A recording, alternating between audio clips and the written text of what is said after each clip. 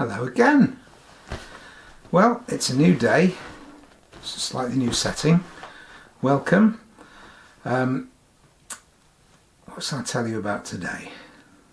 Oh, I know. Envy. Have you come across envy yet in your life? Let me tell you, as soon as you get the slightest amount of success in anything you do, you are going to meet those people who cannot control their envy. I'll tell you more, but let's have a cup of tea first.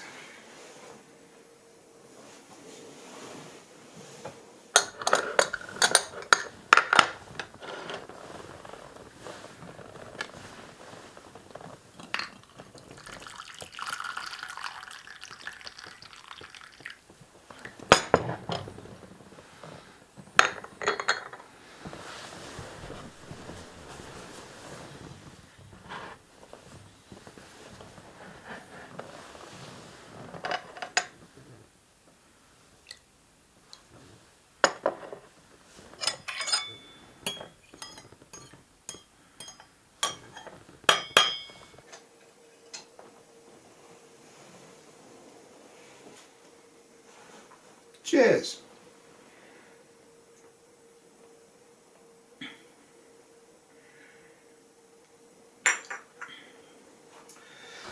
%40 Rahuna, 60% Assam. Semi-skimmed milk, just a splash. Perfect cup of tea.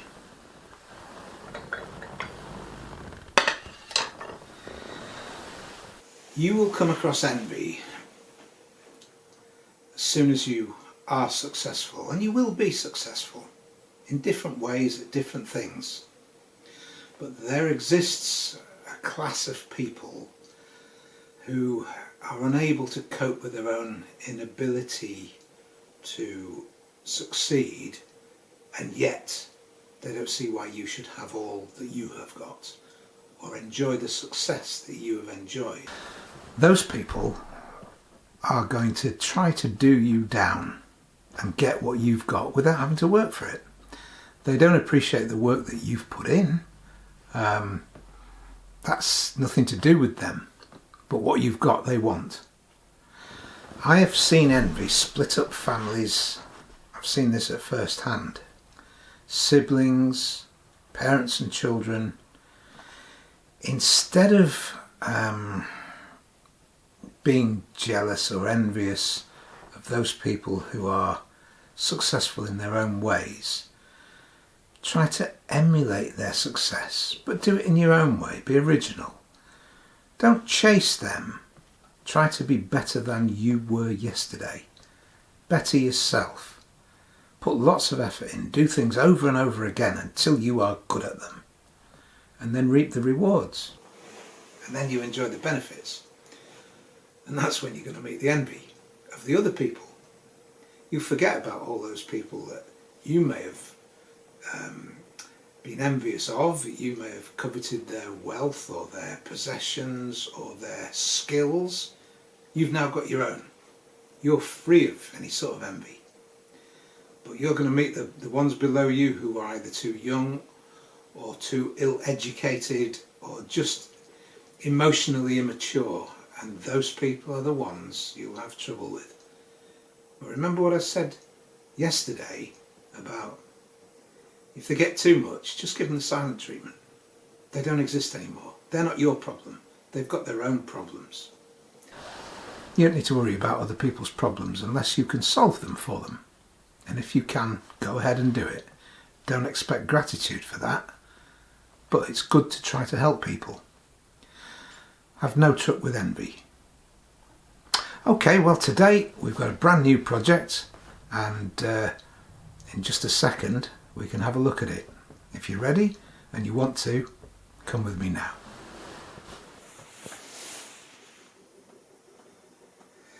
Right, here we are. Let's get started. Brand new project. And it's this. Now isn't she pretty? A white leather briefcase. Another open frame one, and it's got a key, and it's not in bad condition really at all. It just needs a bit of a spruce up. There is just this thing here, this little line of pen. I don't know whether it's a biro or what it is. I'll take the key out for now and I'll show you what we're going to do with this. Now, what we've got here is something, the Americans call it rubbing alcohol. We used to call it surgical spirits, and its proper name is isopropanol, and it's basically 100%, well 99% alcohol. Don't try drinking it, it wouldn't do you any good whatsoever. But what we'll do is we'll try to remove this line of ink.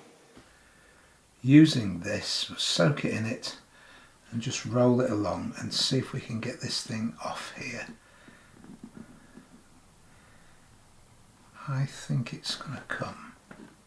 I don't know how long it's been here.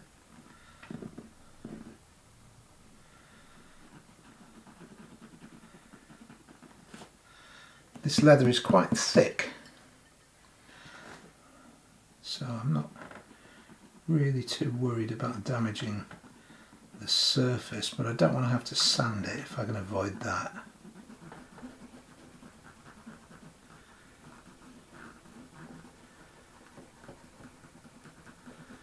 I'm afraid this may have been here too long to, because this thing will be 50-60 years old. It might be too long for this to have done any good. I'll let that soak in for a little while.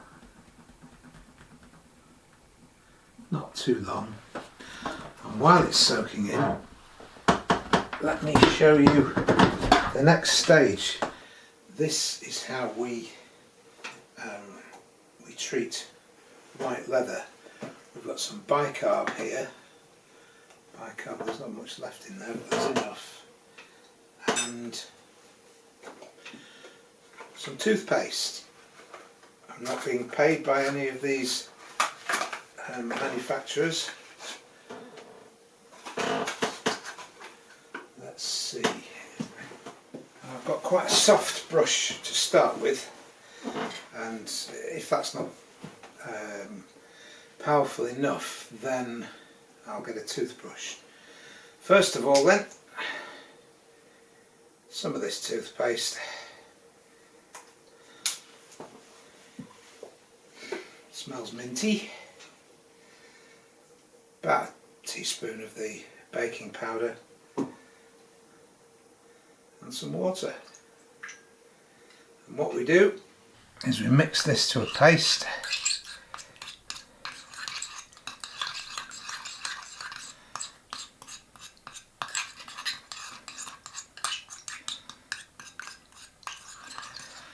One way or another. It smells like first thing in the morning or last thing at night. This is going to bring it up slightly whiter than it is already. Now once I've done this, I am going to have to moisturise the whole of the bag.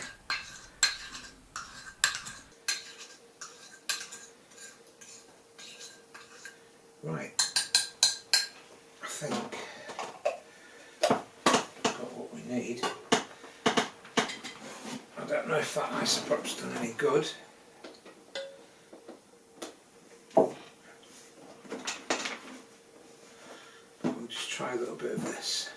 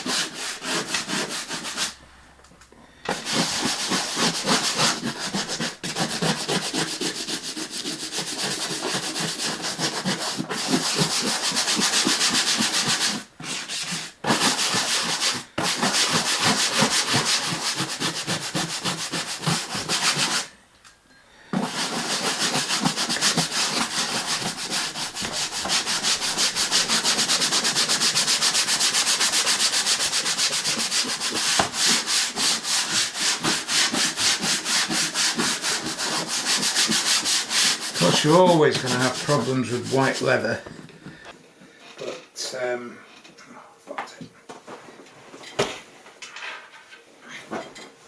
there are not too many problems that can't be solved.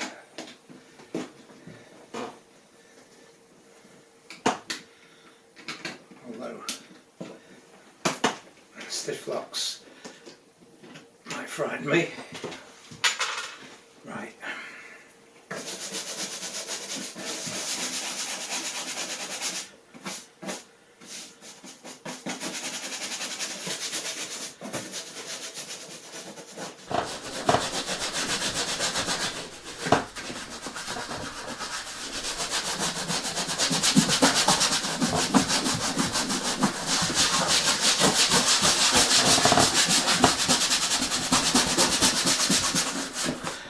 Let's give this a wipe down and just see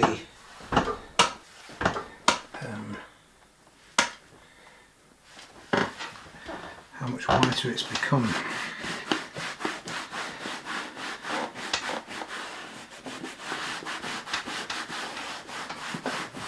Oh, it's certainly taken a lot of the surface grime off it, but unfortunately it looks to me as if it's made that thing stand out even more. So in a minute I'm going to treat it even more.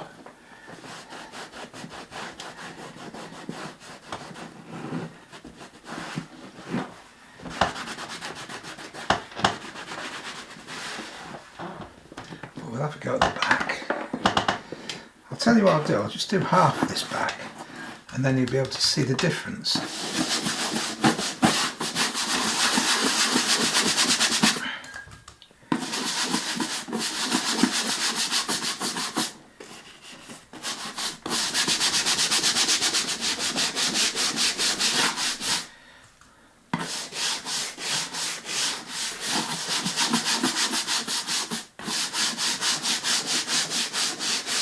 I once thought it might be nice to have a room done entirely in white. White furniture,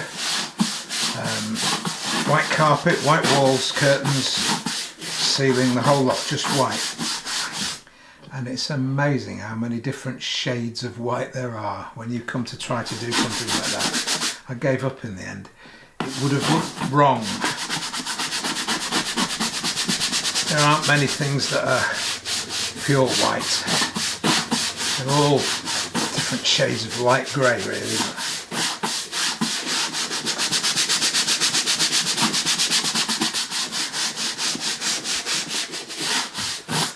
Well, that's what toothpaste and bicarb does. There. Can you see the difference there between that side and that side?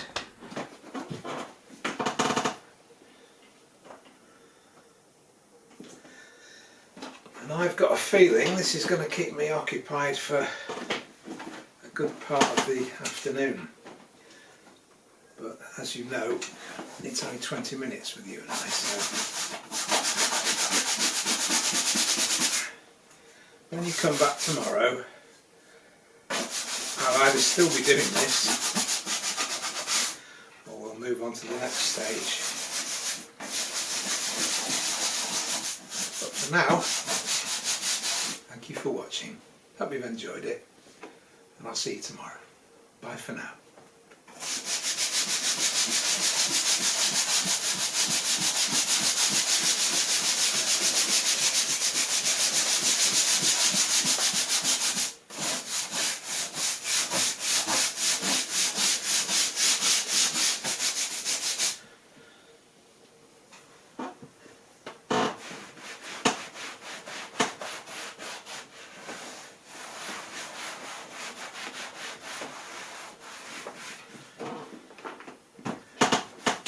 You still here?